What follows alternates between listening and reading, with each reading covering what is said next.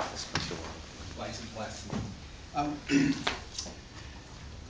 Grace, when you first began your speech, you were so calm and poised.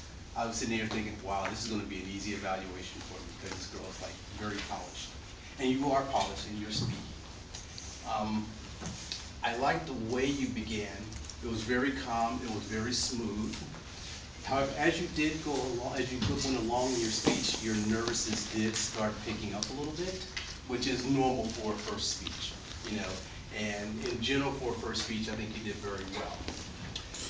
One of the things when we are giving our speeches, we like to have our audience come away with something, and sometimes giving them a visual or a couple points helps. And you did this very well when you had the iPhone and then also the magazine. The magazine specifically because I don't know how many members here actually read this a lot. I rarely read it myself, but it was good to reflect, to have the members reflect, go, hey, this is a Toastmasters manual and you should read it occasionally. So it was good that you read it, you brought out a few points from that and added into your speech as well. Let's see.